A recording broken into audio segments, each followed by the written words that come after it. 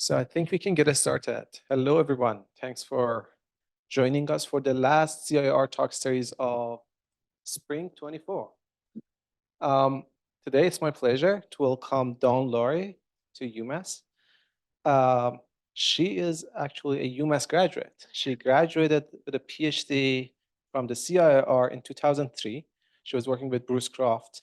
And now she is a senior research scientist at the his mouthful name, Human Language Technologies Center of Excellence at the Johns Hopkins University. Before that, she was a professor at the Loyola University in Maryland, and where she was also a chair of the computer science department. Right. So she has been quite active in various areas of NLP and information retrieval, most recently on cross-lingual and multilingual information retrieval. We just discussed one of her papers in the seminar about multilingual representation learning in federated learning settings. So today, she's going to talk about cross-language IR for report generation. So without further ado, please welcome her. Thank you, Mohammed. And thank you for having me. I'm excited to be sharing this work with you today. And I first want to start out by thanking my colleagues who have helped in the idea generation and doing a lot of the work that I'm going to present today. So to begin with, I want to describe what I'm thinking about by report generation. So obviously RAG is a big thing these days, and a lot of what RAG is at the moment is a question and an answer. So a very short kind of generation, and it may even be like a yes or no kind of generation. And so thinking about where would we want this to go, we probably want to have like longer requests than just something like a web query that we give today, and that actually provides more information that actually has to be generated. So here in my example, I'm interested in how Avengers Endgame and Avatar traded places as the highest grossing film. And in particular, what did the movie companies do to make it so that they achieved that status of highest grossing film? And what I'm expecting is the model or the RAG system to give me a report that tells me all of the aspects of this information that I'm looking for. And in particular, I want it to be written in the language of my request, even if the information is expressed in some other language. And it needs to, of course, contain the information that I'm asking for. And when it has facts in it, they need to be attested in documents. And in fact, the report needs to cite the documents that contain the facts. So I want to be able to reference the documents that the report is using so that I can understand whether or not something is being generated when it shouldn't have been. So I know the provenance of it. So this is kind of the goal of what we're thinking about with report generation. And so what I want this to do is to operate over the entire web. And this means that I can ask for reports where not all of the information is expressed in the language that I speak. So for instance, perhaps I'm interested in cultural differences between countries on a particular topic. And so not all of that information would be expressed in English, and I really need to go to those where that information is expressed in order to understand these cultural differences. Or perhaps I don't speak English, and not as much information is actually represented. And so when I have a request in Hungarian and I want the response in Hungarian, I want to make use of all of the information that's in different languages so that I really can get full knowledge of the response for my request. All right, so we have the web that we want to use as the source of the information, and I'm an English speaker, so I'm going to write my report request in English. And so what I expect to happen is that there'll be some query generator behind the scenes that's utilizing a search engine to find the documents that need to be part of my, my report. And then the report gets assembled, and so I can examine that report. Okay. So today I'm going to focus on two things in this talk. The first is how can we get to search engines that actually allow us to search the entire web rather than just the documents in our language. So how can we create an efficient and effective multilingual IR system that runs at web scale? And the second thing is how can we evaluate generated reports? Because here in academia, we really don't do research unless we can evaluate it.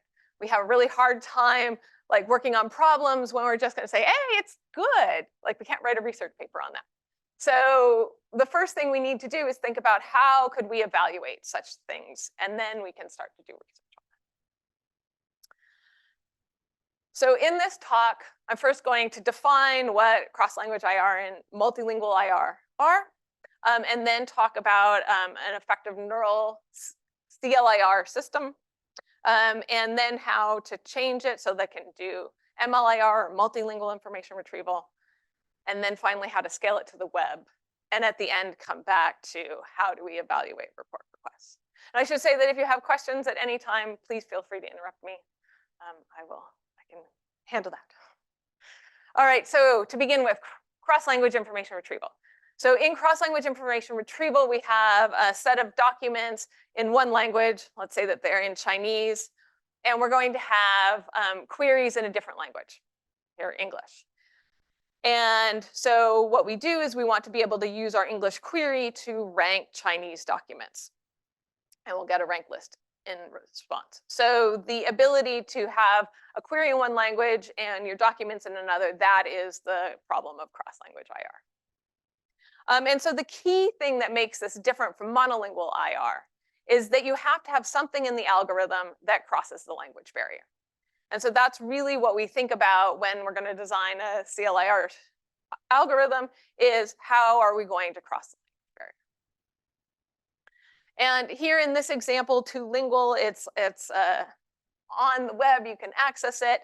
And so you put in your query, and it will do a search in the language of the query, and then you can ask for it in another language. So in this case, French. So now you get two ranked lists, one in English and one in French. And you have to be able to do something with that other language. Maybe you can actually read that other language. And so it's just that you're more comfortable expressing your query in a particular language, or you're going to have to use something to read it, such as MT.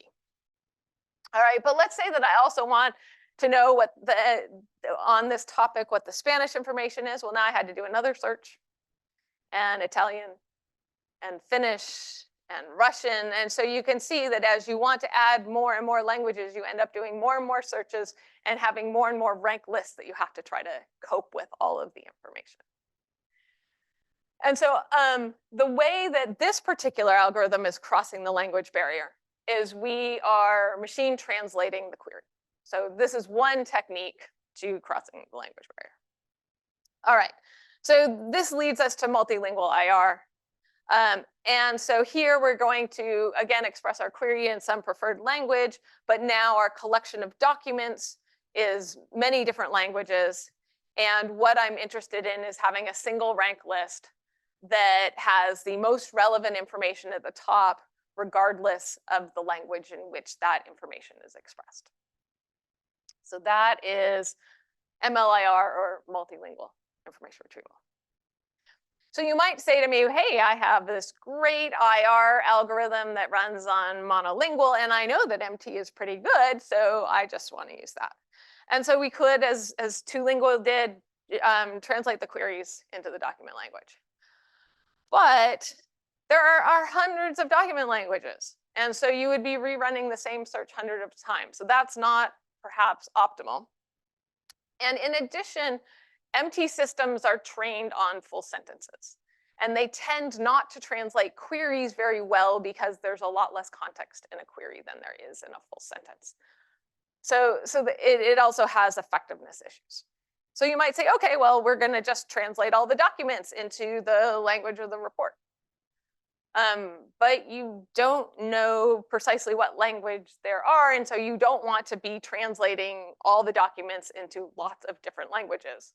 And it turns out that document translation is very expensive. So if we think about a neural system in IR, we encode the documents and we're kind of done. MT encodes and then decodes. And so no matter how fast our algorithms get, MT is always going to be slower than IR because you're always going to have the encode and decode steps. All right. So we're not going to just cross the language barrier with MT. We want to do it in some other way. And so that's where effective neural CLIR comes in. There's two components. We need to choose the architecture of the retrieval algorithm, and then we're going to need to fine tune the language model to cross the language barrier, but to do cross-language matching. So in a sense, we have basically two questions, or two options. We can use a bi-encoder or a cross-encoder. The cross-encoder is more effective as it sees the query and the document at the same time, but the bi-encoder is more efficient because we can do all of the encoding of documents up front and store them in our index, and then only have to process the queries through our language model at query time. So for efficiency perspective, we're going to prefer the bi-encoder to the cross-encoder. And among bi-encoders, we again have two general options. One is we can have one vector per passage, or we can have many vectors per passage. And again, we have the same kind of trade-off that our one vector per passage is less effective. And in the multilingual or the CLIR setting, it's actually even worse than in the English setting, that it's much harder to find a good representation of a passage that will match your query when you have to cross the language barrier, which is why we've seen, basically so far I have not found a one vector per passage that can outperform a, baseline system from 20 years ago. So it's not, so far we haven't figured out how to do that. But the many vectors per passage is working, and so that's going to be our preference. So the key there is that we need to create a language model that can actually do this cross-language matching. And so when we think about how our multilingual models have been trained, they are trained on the next word prediction. And that's a monolingual task. You might see Finnish and then Swedish and then French, but you're going to see a sentence that's all in Swedish. And so you're trying to predict the next word in Swedish. You're not trying to predict a word that's in a different language. And so what our goal is for CLIR when we actually have to match across languages is we need to make sure that the terms are actually aligned in the language model. So that's what the fine tuning is going to do for CLIR. And we're using the ColBERT architecture. And so I'm going to go over that briefly. So we take our language model and it's going to encode the documents and then encode the queries. And the scoring function is to do maximum similarity. So for every token in our query, we're going to find the closest passage token, and that's where our score is going to come from. So no matter how far away like a query term is from a document term, there's going to be some closest term. So every term in the query has a closest term that contributes to the score. All right, so we encode our query and our document, and then we can calculate our max sim. And so then we're going to think about how we're going to train this. And so our goal is to have Chinese documents that can match to English queries. And we're going to use contrastive loss, which means that we have a particular training example where we know like what is a relevant document and what is a non-relevant document in Chinese for some English query. Now, yeah.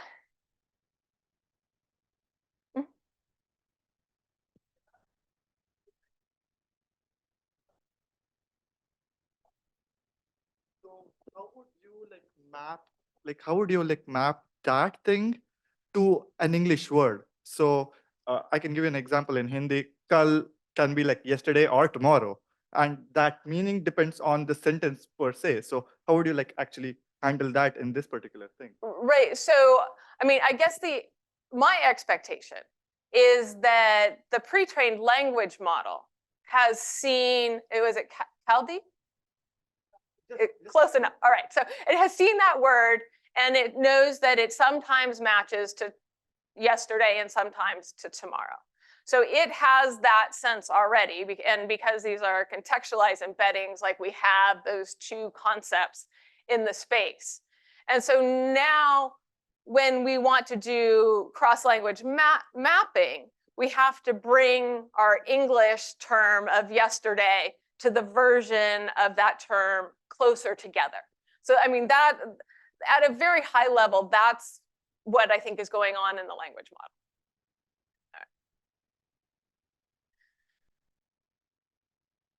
All right. So,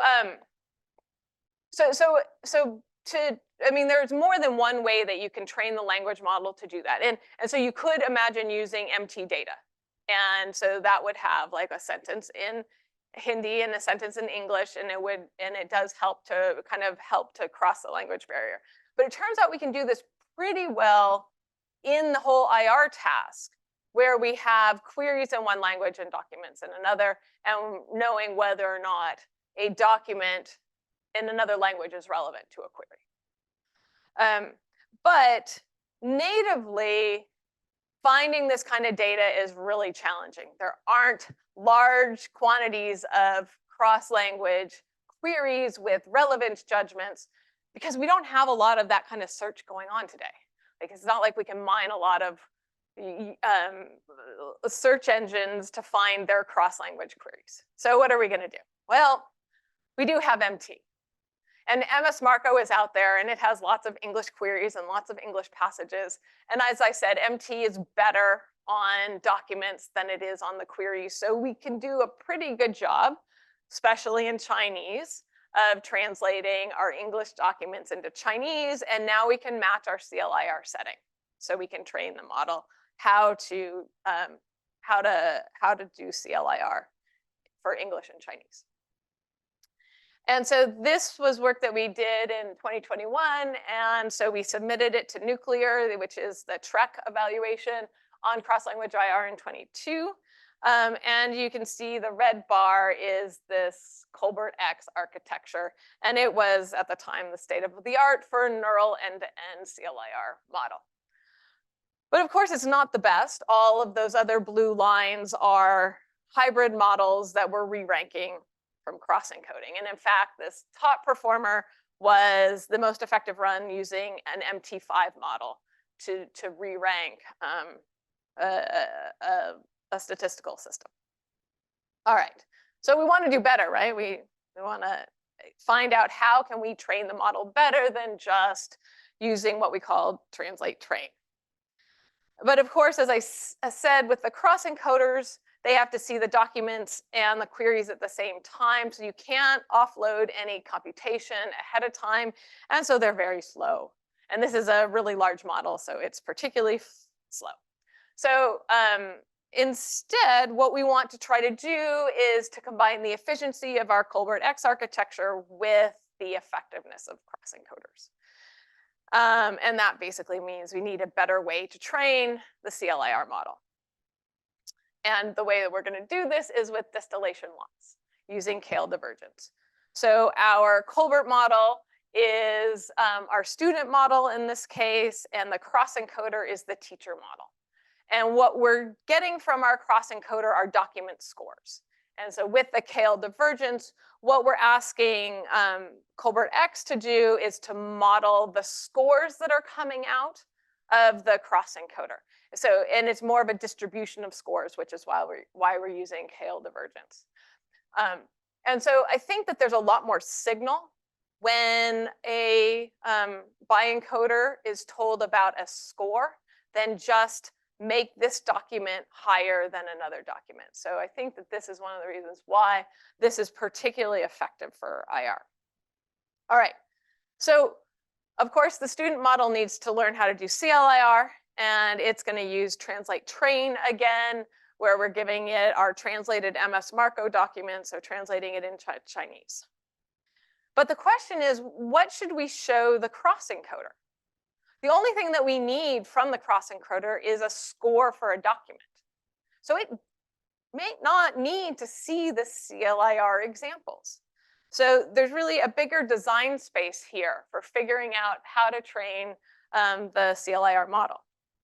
We could give it English queries and English documents, the way that MS Marco is put together. That MT5 model was trained in a monolingual way, so it saw Chinese queries and Chinese documents. So maybe we want to match how it was trained and give it Chinese queries and Chinese documents. Or we might need to show it the actual CLIR setting. And so through experimentation, we figured out that in fact, giving this large model English queries and English documents was the most effective way to train the ColBERT model. And so then the next question is, well, which cross encoder should we use? And so relative to some baselines, we see that different cross encoders are in fact give us different effectiveness. And with this MT5 model that has 13 billion parameters, we get a 16% improvement. So this is the current state of the art for dense retrieval effectiveness. All right, any questions?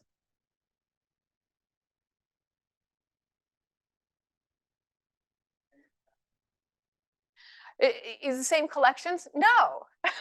And yeah, you notice that my scores are not the same as they were before. And that it's because that this is a combination of HC3, which is a Twitter collection, and NeuCLIR 22.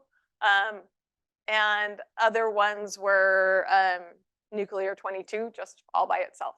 So, yeah.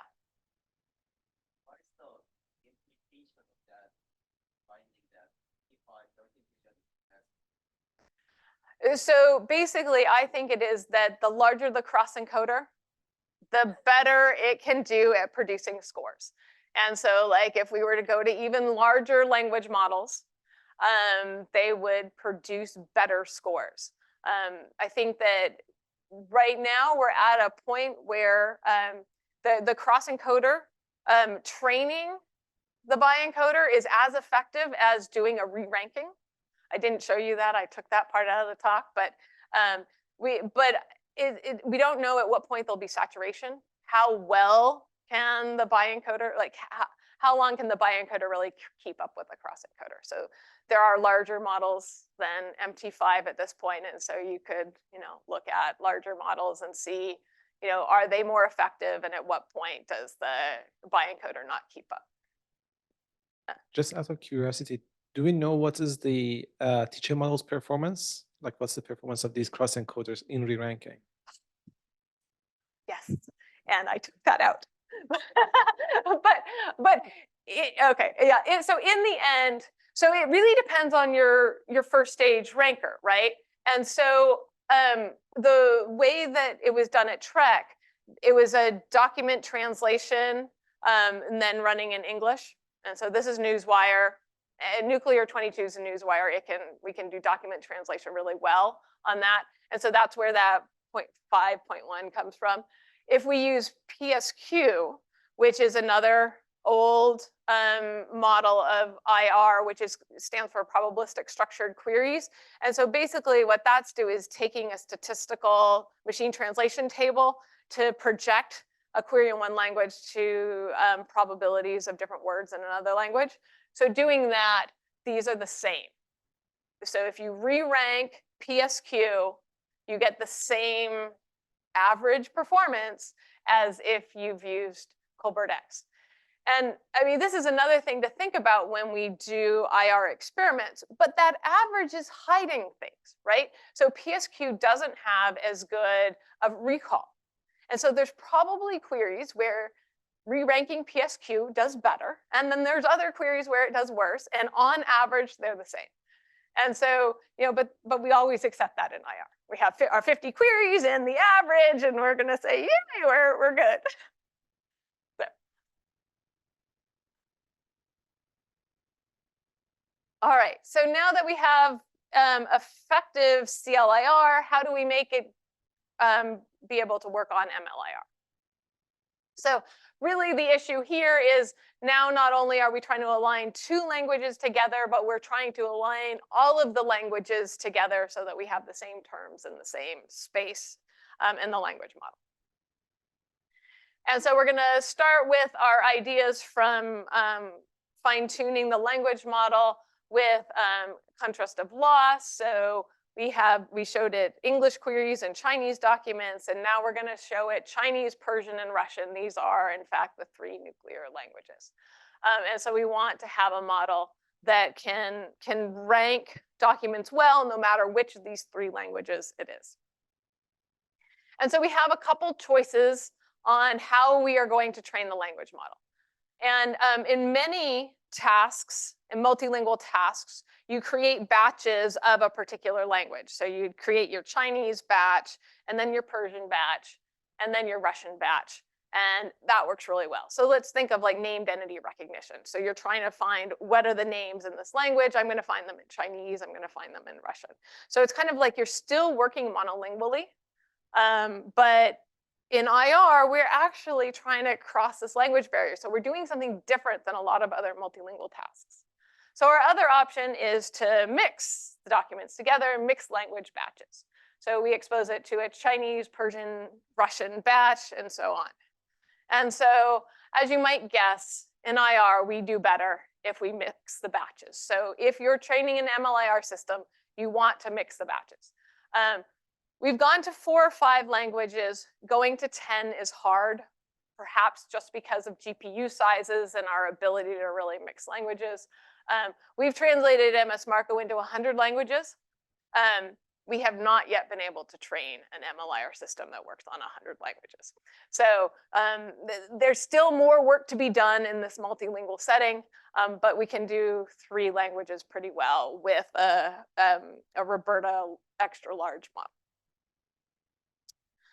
All right, and so also we could apply our translate distill, so where we're going to use KL divergence to loss to train the model.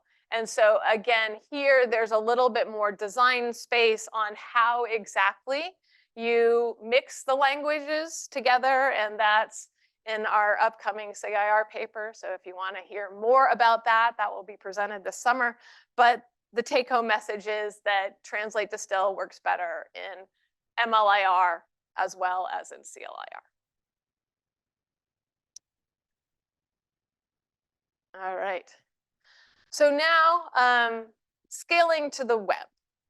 So we have an effective MLIR system, but can it actually function at web scale?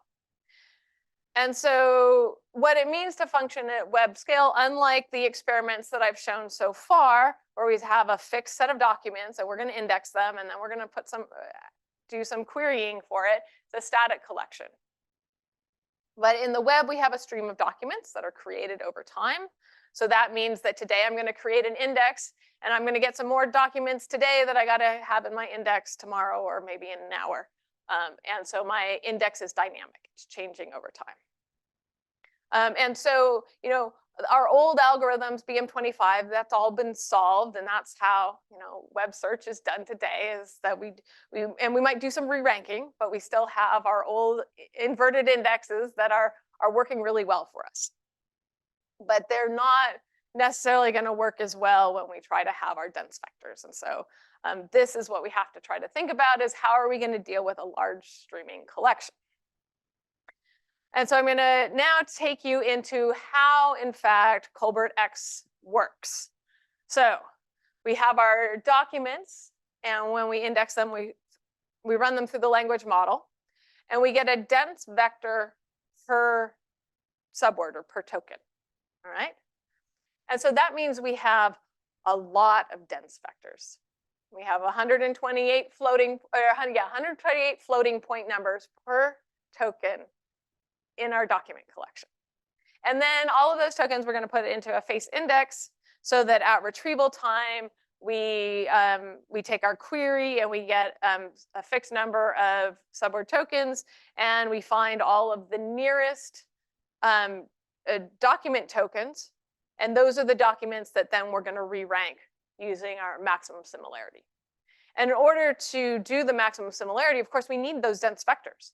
So we've got to have stored all of them so that we can load them into memory and compute the maximum similarity.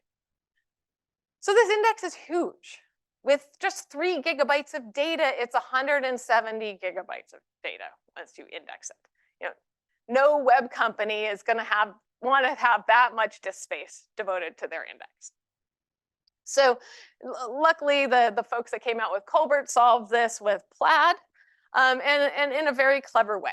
So they take their document, all the dense vectors again, and they sample those documents and run a k-means clustering over them. So now we have a bunch of basically term clusters. And we use the centroids in that cluster to represent the document vectors. And then we record a residual. And it turns out that residual can just be a bit.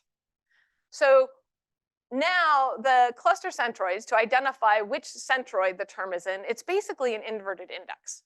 And we know how to do that. We've been doing that for years. So we can do that efficiently. And then that residual is basically 4 more ints. So we're not now increasing we're not really blowing up the index. It's a little bit bigger. It's like 5 to 10 times the size of a normal BM25 index. But now we might be able to convince some web company that they can afford to do this. All right, so that's great. And so now retrieval is a little bit different. We get our term embeddings, and now we find out which clusters those terms are closest to, and we grab all the documents that are in those clusters, and those are the ones we re-rank. And so at retrieval time, we then decompress our token from the cluster centroid using our residual to kind of recover the original version of the embedding. There's actually a loss that goes on, which we found is somehow helps performance. But one of the interesting things about this residual is that one doesn't have the same meaning in a dimension or for a particular cluster. So like that particular, turning on that bit means different things in different dimensions and in different clusters.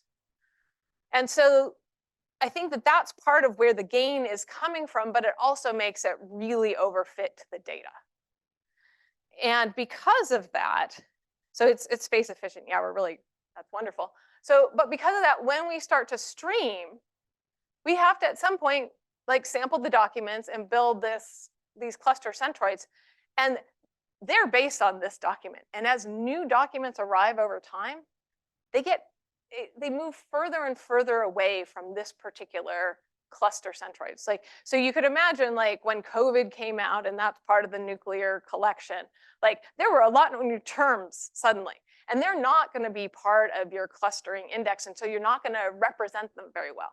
But it turns out it's not even just like when interesting things happen in language that this happens. Like if you take 75% of your collection and then you want to index the last 25%, your scores take a significant drop.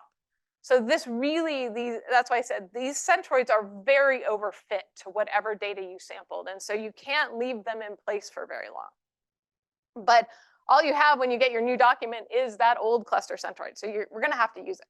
But at some point, you're going to want to kind of gather your documents together that have arrived, and you want to create a new clustering so that you really represent the text in that document.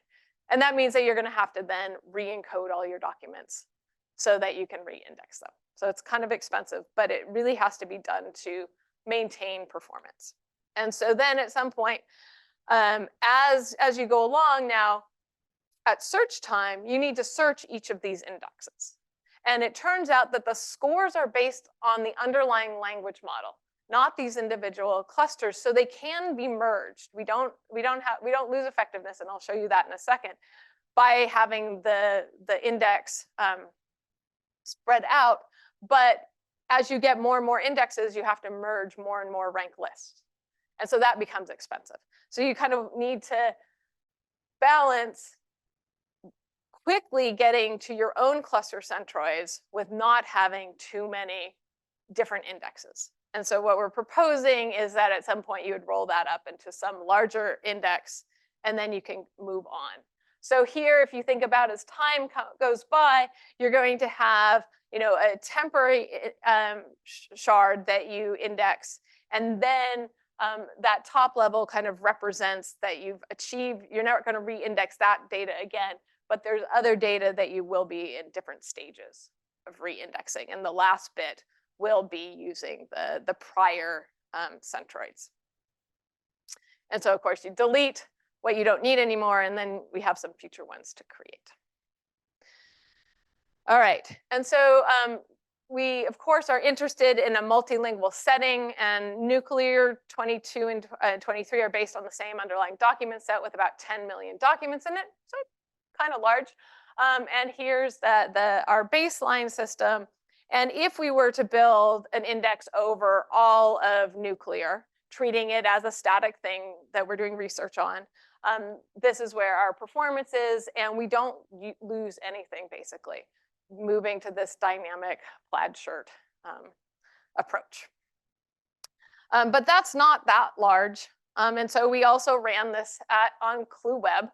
So now we're talking about a terabyte of data that we're going to create an index of. And so our baseline is BM25, and the static index and the dynamic one are, again, giving you about the same performance. Here we had many more shards. We had something like 110 shards that we created to over all of the ClueWeb data. So it does scale, and it does pretty well. Right. Yeah. Sorry, before we move forward, I had a couple of questions. The in plate, how fine-grained the clusters should be? Like how many clusters do you have in the k-means for? So we haven't personally done a lot of experiments with that, and so we've at this point just gone with the default. But it's about 250,000 to 500,000 terms, and it increases as the number of documents you're going to put in the cluster in the index increases. And I do think that there's work to be done there. It seems to me that we're kind of approximating the actual language that we're finding in these documents. Basically, we're having a term cluster per term. Like they're very similar to kind of the vocabulary sizes that we'd see if we were actually indexing the text over like lexical tokens. So I think that there's something, that there's some kind of similarity there, but we haven't really looked into like, is that formula the best? Is there a better optimal way to set the number of clusters? But we are using like, here's the number of clusters defined. Go and find that number of clusters.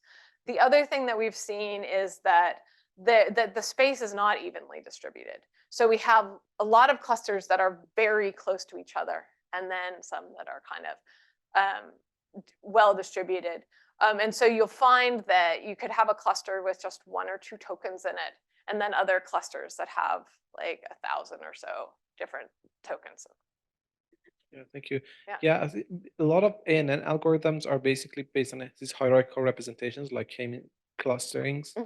And I'm wondering if this is just a combination, you're inventing a new ANN search basically by doing clustering and then indexing. I think that it is, and I didn't invent this. I got to give the Stanford folks, they came up with this approach, and it's I think that while the k-means is nice because we have lots of tokens, right, and so it actually works at scale, but it might not necessarily be the best clustering algorithm.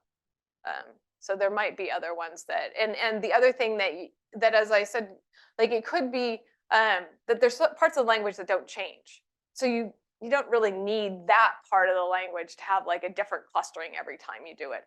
And then there's the part of the language that is changing for each of the document sets, and that's the part that needs to change.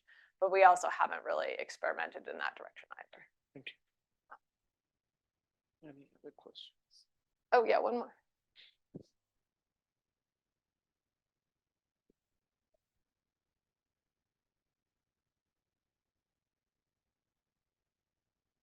And thanks. I have a question about like the multilingual experiment, because you said that in the batch, if you include several language in the one batch, it improve performance. So what I'm curious about is, there's like any correlation between different languages? For example, maybe if you put English and French together, that would be better. I want to know if you have tried like any combination to show the. Yeah, so in our experiments where we were trying to go to 10 languages, basically we had the nuclear languages, which are French, or not French, are Chinese, Russian, and Persian. And then we have clay languages, which are French and Italian and Spanish, and there's German, all right? And so when we tried to train one model to do well on both, it didn't work as well as the model that was just trained each individually. But it turned out that training on the nuclear languages, Chinese, Russian, and Persian, was actually okay on the European languages. So I think, so we have some hypotheses about, like, if you wanted to train for a large diversity of languages, that you would actually kind of sample languages that are very distinct, and that the multilingual aspect of the model kind of brings the other languages along. Okay. Thank you. Yeah.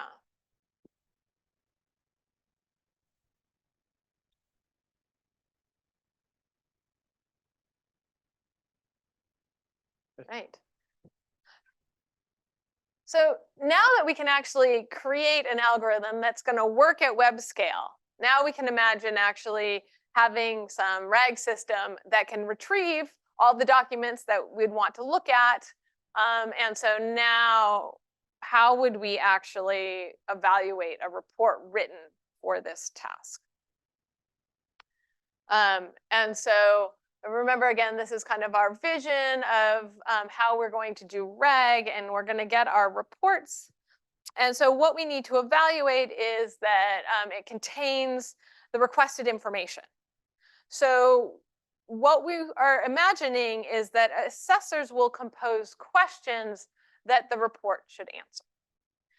And so just like as we kind of accept in IR that relevance is an opinion, not a fact, and so different assessors don't agree on what is relevant to a particular query, and that's okay. And this is why we have the same assessors write the queries and then tell us what the relevance judgments are. So in report requests, the same person that writes the request is going to determine what information should be provided in that request. And they're going to create a question that the report should answer based on the information they want to see.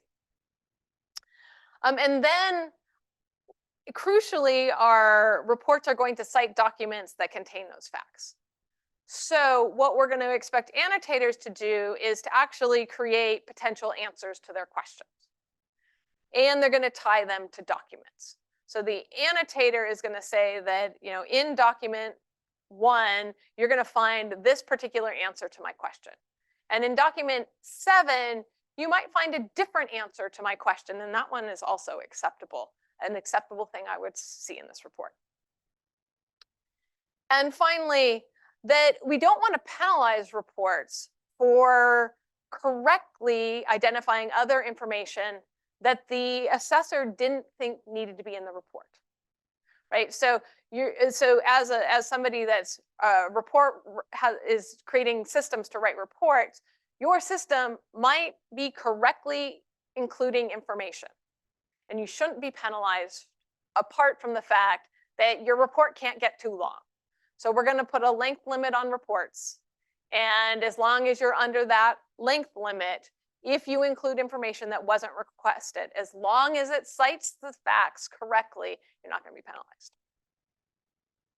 So to do this evaluation, what we expect are that we're going to have nugget questions, and nuggets are kind of coming from the summarization community, and this is how evaluation on summaries was done in the last about 15 years ago or so. But crucially, there are also going to be answers, and this is what kind of makes this new. Nuggets aren't new, but having questions and answers is a different way of thinking about it. All right, so we're going to evaluate the report sentence by sentence. And so the questions are going to be composed at the level that you would think you could answer with a single sentence. So here we have our first sentence. It's Avatar originally became the highest grossing film in 2010, and it's citing document 1. And so our question that the assessor said needed to be part of it is, when did Avatar first become the highest grossing film? And that's in 2010, and that is in document 1. And so yay, good, the report answered that question. Our second question is, when did Avengers Endgame become the highest grossing film? All right, and so this report says that it became the highest grossing film in May 2019. And so while our assessor felt that 2019 was good enough, May 2019 is actually wrong. That's when the movie came out. And so this would be considered a wrong answer to that question. And I also want to point out that we have 2 different dates that are part of our collection. In our collection, it says that this happened on July 20th, 2019, and July 21st, 2019. And this is because one of the articles was written from the perspective of San Francisco, and the other was written from the perspective of Taiwan. And they were different days of the year. And so this is another thing that you would want to capture, is that those 2 particular pieces of information are both correct and could be in your report. Every one of these is a valid answer. Isn't it one is better than the other? Right. So the way that this is structured is any one of those is an acceptable answer. And they're written in such a way so that if you have too much information, you could get it wrong, but less. And this is, again, part of the opinion of the assessor. If the assessor felt they needed to know that it was, July 20th, 2019, then that might have been the only answer. But this assessor was like, 2019, it's good enough from, the perspective of 2024. So, yeah. All right, so our next sentence says that Avengers Endgame surpassed Avatar as the highest grossing film globally with a box office revenue of $2.787 billion. And that is attributed to document 12. And in fact, that's correct. Document 12 did say that. And what was interesting is that it was a Chinese document, and the Chinese actually have numbers in different ways.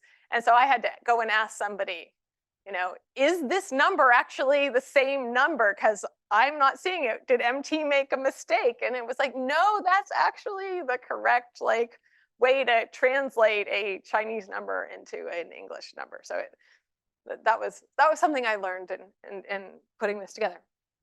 All right, but so this is a fact. It's in the document, so I'm going to be able to ignore it.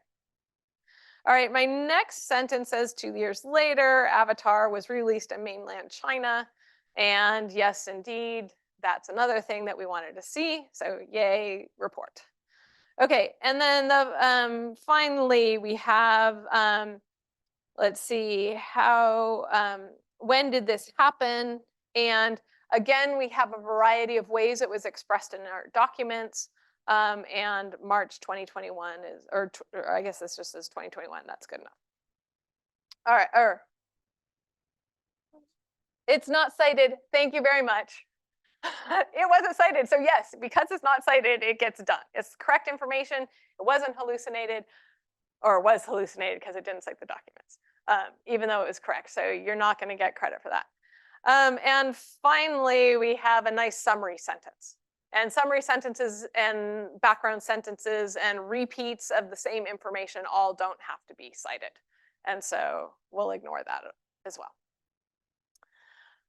All right, and so it turned out there was another question that was supposed to be answered, that the way Avengers Endgame actually became the highest grossing film was they added an additional 6 minutes to it so that people would come back and see it again.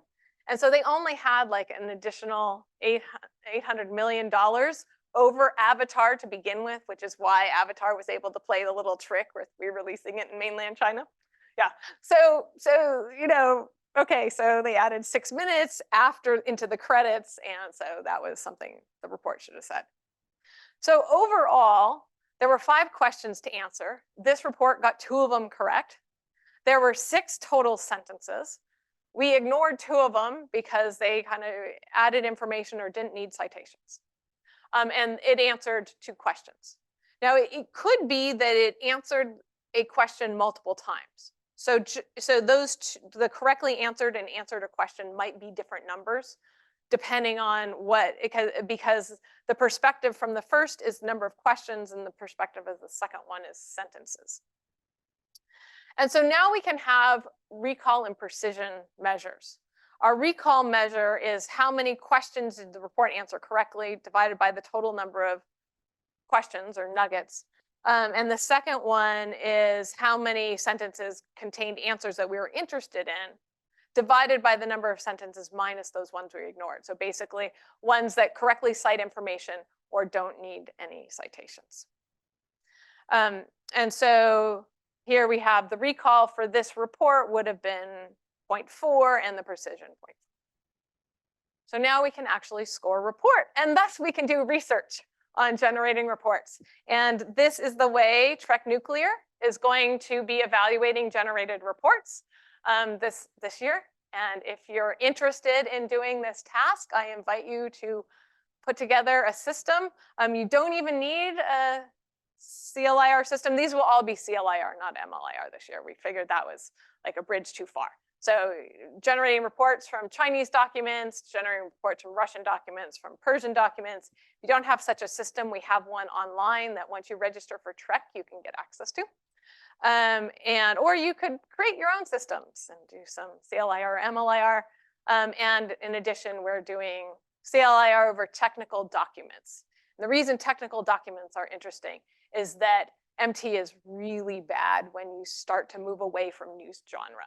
And so we want to know, how can we create systems that aren't so dependent on MT? So submissions I'll do and are beginning August. Yeah, thanks.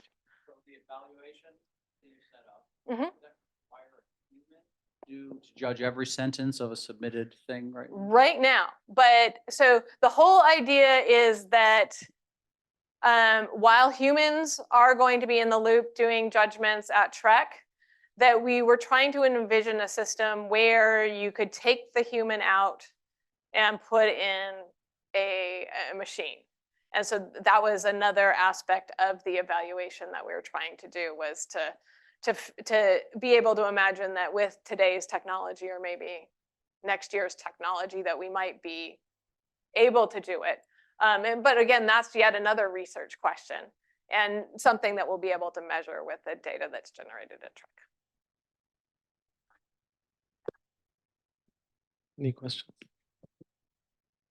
Hi, thanks for the talk. So I just wondering, the recall and precision you mentioned previously, is that also aligned with the retrieval system? Actually, so the document you're using here actually all relevant, maybe, but in the retrieval system, there are some like irrelevant documents. Right. And so all irrelevant documents will be like pulling out some fact. Like, so our canonical example while we were working on this is that your report says that the moon is made of green cheese. And if you have a document that states that the moon is made of green cheese, it can be in your report. And as long as you cite it, you're okay. Because again, we're also assuming that our documents are truthful. We're not trying to deal with, fake news or anything like that. If it's in a document, it can be cited and it can be in the report. And that's always kind of been in IR. We've never tried to decide whether something is truthful or not. It can be relevant and be false.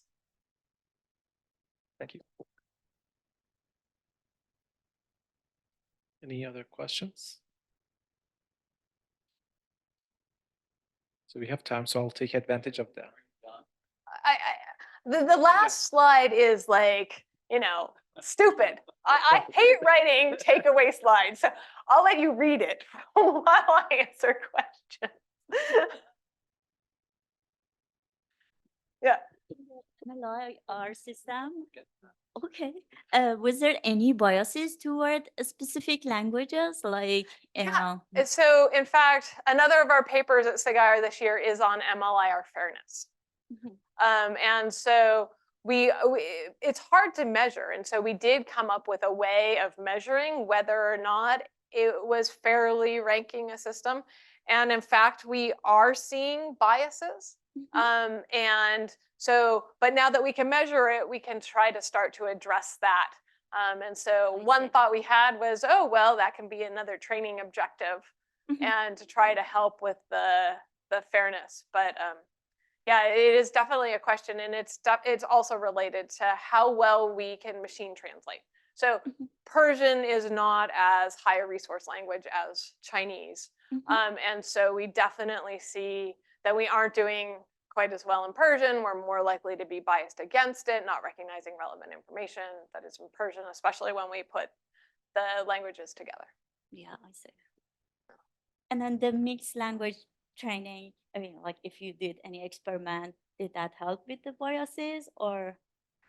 So we have not yet, we've done it, like it was on the mixed language training that I showed. We did it over that, and we used like machine translation and different techniques. And they all have bias at this point. We have not yet addressed that issue, but we can measure it. So that's the first step. Yeah.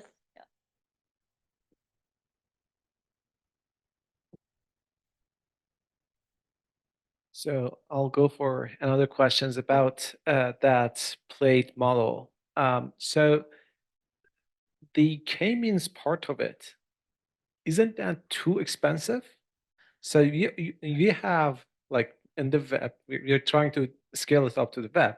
Right, yeah. Billions or trillions of documents, and each has hundreds of terms. So it's like hundreds of trillions of document, like data points. Right. Well, so but when we go web scale, we're going to be federated, I guess, over multiple indexes. So you're never going to actually do the k-means over any, large part of it. So when we were doing the CLIR web, I mean, so part of it is we got to fit our entire sample into memory so that we can do the k-means. And so we found that we could lower the sampling rate to be able to actually sample from the entire CLIR web corpus. So that that was what the like static version came from. But I think that it actually isn't the most expensive part of running the algorithm. Encoding all the documents is more expensive than running the k-means. And I think it also has to do is it's a sample. You don't do it over all of the documents, but you do then encode all the documents. Okay, thank you. Yeah. Okay, so I think how do we get online questions? I'm monitoring it, but Okay. there is no question online. So I think the Okay. online audience are too quiet or too shy to ask questions. All right. So again, let's thank the speaker one last time. Yeah. Thank you so much. Very interesting talk. We enjoyed it very much. So yeah, thanks for joining us. And we'll resume the CR talk series in the fall semester.